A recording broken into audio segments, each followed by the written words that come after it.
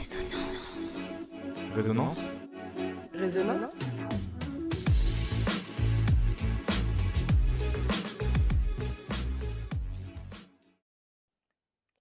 Elle fait peur mais fascine. Au cœur de nombreux fantasmes, la mort intrigue. Commune à tous les êtres vivants, certains ont décidé d'en faire leur métier. Les uns ouvriers de la connaissance, les autres artisans de la mémoire, ils sont souvent l'objet de préjugés. Pourtant, la réalité est bien différente pour ces professionnels méconnus du grand public. La mort, mon quotidien, épisode 1. Et voyant régulièrement que j'avais les policiers ou les gendarmes au téléphone, ils ont bien compris que à chaque fois qu'il y avait un événement violent, il y avait besoin, pour eux, pour les enfants, un médecin légiste, c'est plus le médecin de la violence.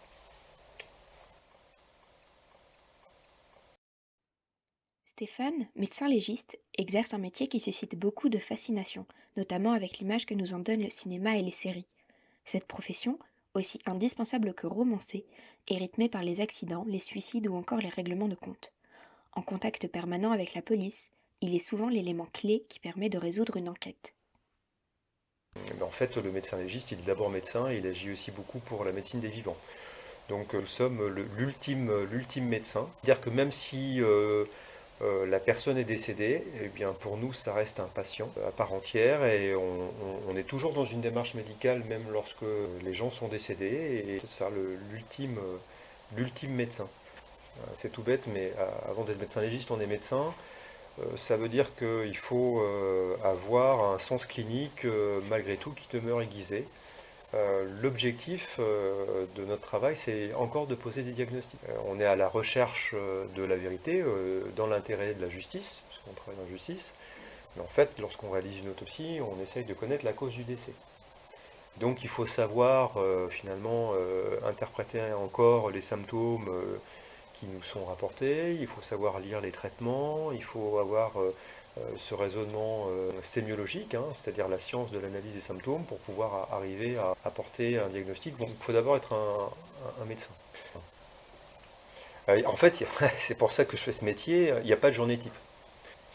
Alors s'il faut essayer de la symboliser malgré tout, je dirais qu'on va dire généralement qu'elle peut commencer par une agression ou une découverte de cadavre, souvent au réveil. On a des actes délictueux qui ont lieu souvent tard le soir, à minuit, 2h, 3h du matin.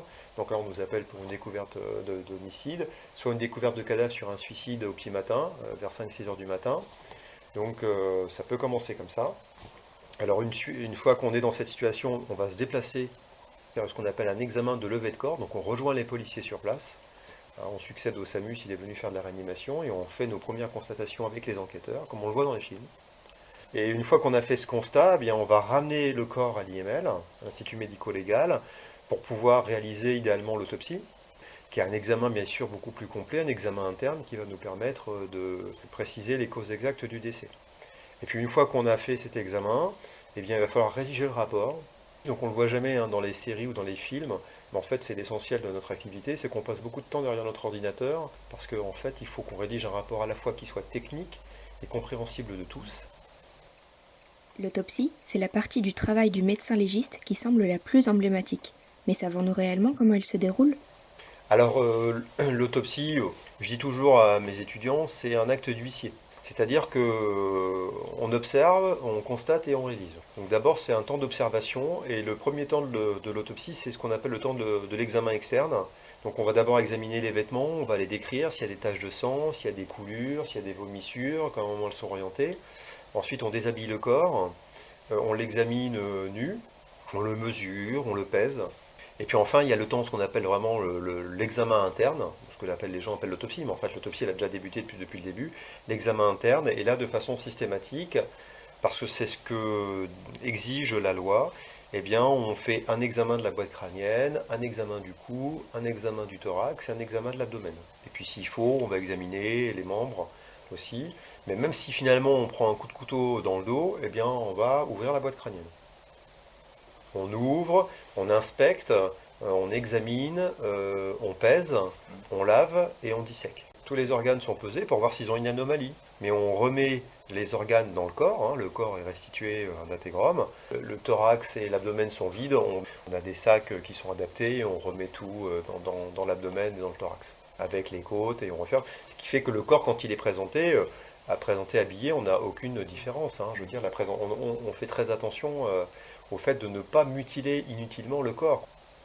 Oui, les outils, ouais, les instruments, hein. Les instruments, c'est des instruments usuels de dissection.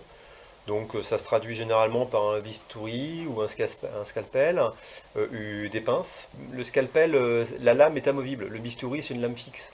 Voilà, c'est comme un couteau, on va dire, hein, alors que le scalpel, on peut changer la lame. Donc bistouri ou scalpel, des pinces, une paire de ciseaux, des scies à plâtre, hein, scies oscillantes pour ouvrir le crâne, et puis des petits écarteurs ou des pinces pour bloquer au niveau des viscères, pour quand on coupe l'intestin, tout ne tombe pas par terre. Une règle, bon éclairage, une loupe de temps en temps. Et moi, je pense qu'avec ces 5 outils-là, on peut s'en sortir sans aucun souci, hein. Travailler tous les jours aux côtés de la mort peut sembler lourd à vivre. Il faut donc être capable de se détacher de la réalité de la personne décédée afin de bien faire son travail. En fait, on est très technique, hein.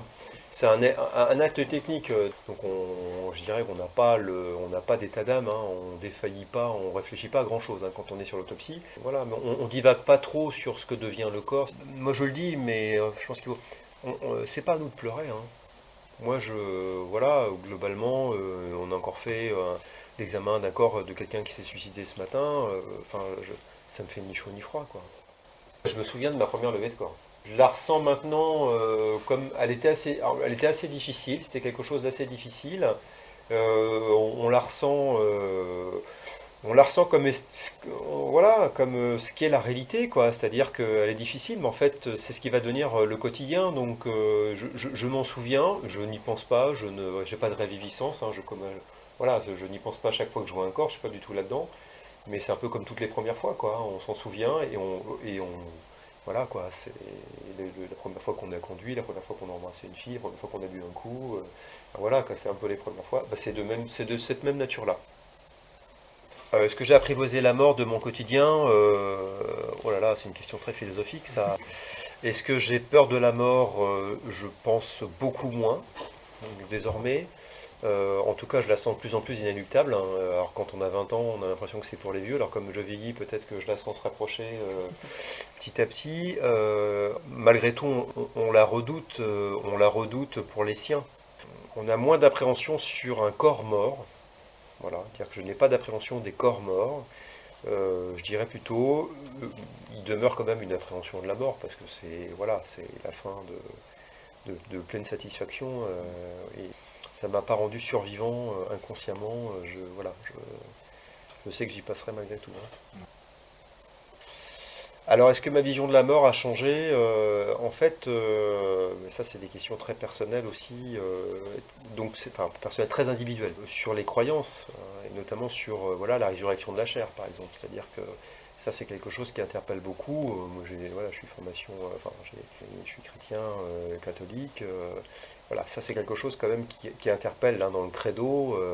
Forcément, ça, c'est quelque chose qui m'interpelle énormément, qui me pose un problème, vraiment. Là, ça me pose un vrai souci. Donc il y a peut-être un sens caché au credo, mais dans la résurrection de la chair, mais du coup, j'ai du mal à le percevoir.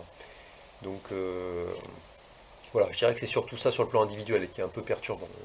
Alors ça, on ne peut pas savoir si c'est lié à mon travail ou si c'est parce que voilà, je quitte une génération pour arriver dans une autre, hein, mais en fait, oui, ça remet un peu en cause ouais, des croyances de résurrection ou de vie éternelle, peu importe comment on l'appelle, hein, c'est pas le problème. Mais oui, ça te confronte à ça dans le quotidien, hein, forcément.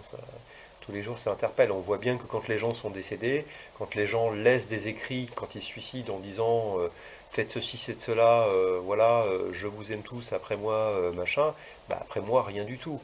C'est-à-dire que ceux qui souffrent, enfin celui qui est décédé d'ailleurs ne le sait même pas qu'il souffre plus. Cette espèce de grand vide qui existe du décédé. Euh, donc c'est ça qui interpelle plus en disant bon finalement est-ce qu'il y a vraiment une vie après la mort?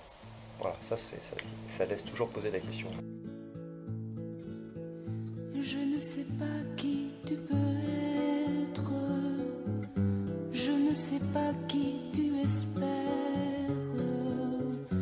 je cherche toujours à te connaître, silence trouble, mon silence. La mort, mon quotidien, un podcast réalisé par Quentin Sillard, Angéline Guillen, Maxime Leblouc et Mario Roux.